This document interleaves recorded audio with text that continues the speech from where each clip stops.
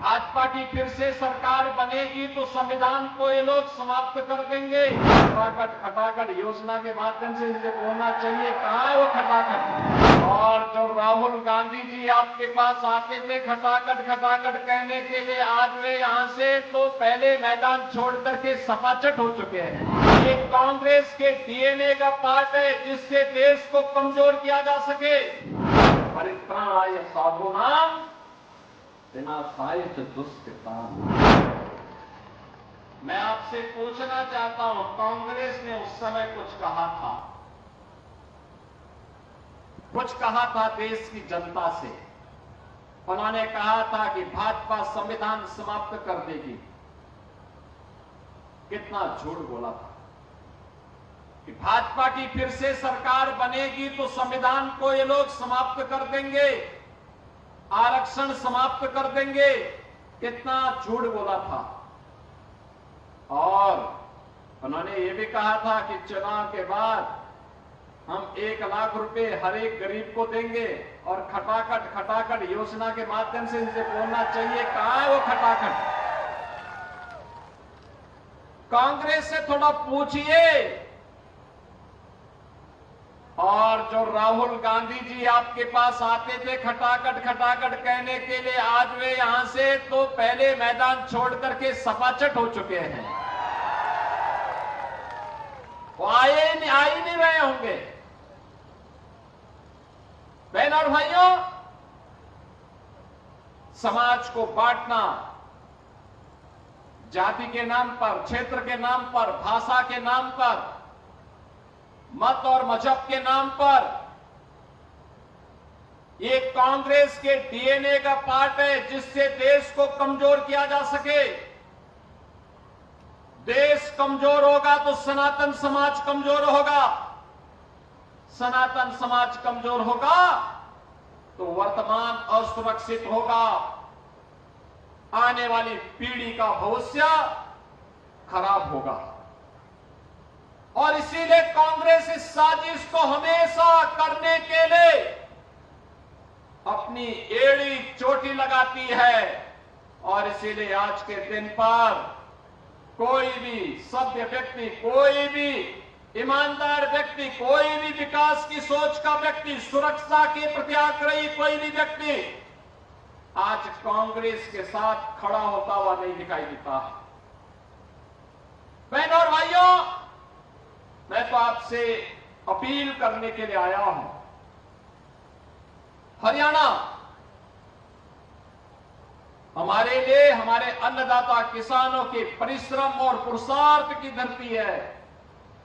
देश का पेट भरती है तो देश की सीमाओं की रक्षा करने के लिए यहां के बहादुर जवानों के सारे पराक्रम का लोहा बार बार दुश्मन भी देखता है, चखता है।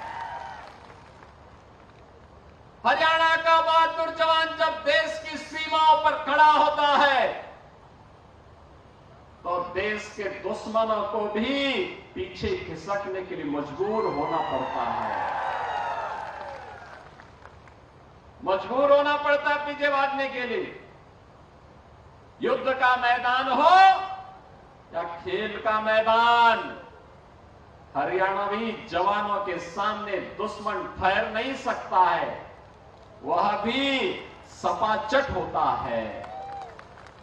यहां का जवान और यहां का किसान अपने पौरुष का, अपने पुरुषार्थ का परिचय देता है और बार बार एक बात का एहसास कराता है जो कुरुक्षेत्र के मैदान में भगवान श्री कृष्ण ने कहा था, परित्राणाय साधूनां विनाशाय च दुष्कृतां।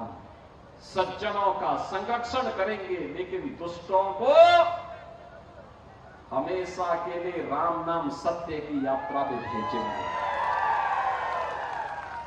बहनों और भाइयों, डबल इंजन सरकार जब तक रहेगी हरियाणा के विकास पे कोई ग्रहण नहीं लगा सकता। कोई आपके विकास को रोक नहीं सकता। डबल इंजन सरकार की ताकत है। जो काम कांग्रेस 65 वर्षों में नहीं कर पाई,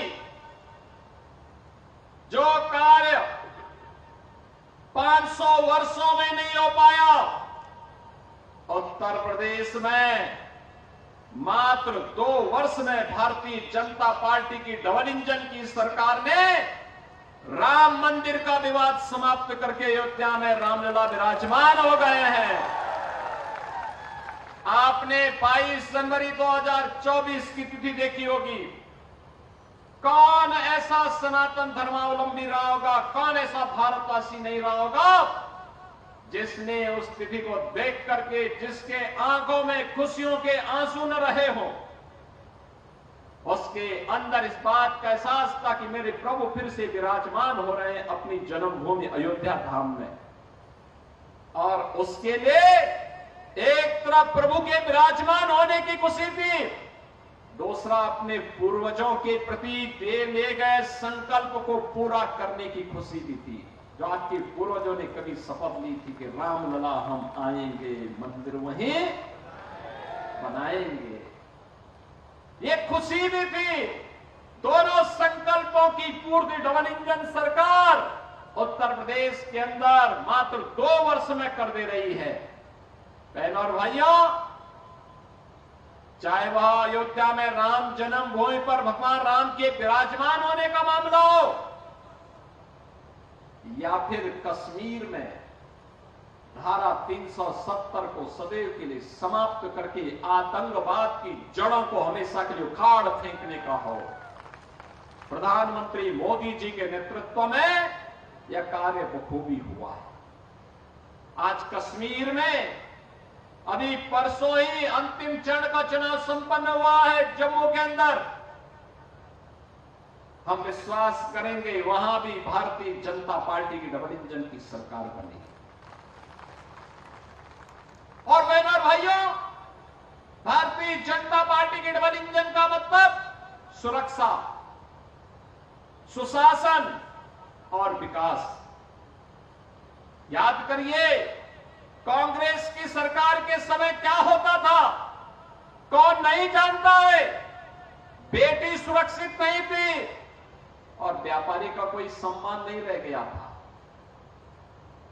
बहनों और भाइयों, कौन नहीं जानता है, आज से 14 वर्ष पहले मिर्चपुर में क्या हो गया था। दलित बेटी और पिता को एक साथ जला दिया गया था। बहनों और भाइयों, समाज में जब तक बेटी और बहनों की सम्मान की रक्षा समाज नहीं करेगा, तब तक समाज का भविष्य बहुत उज्जवल नहीं हो सकता। और ये सुरक्षा की गारंटी केवल भाजपा की सरकार है।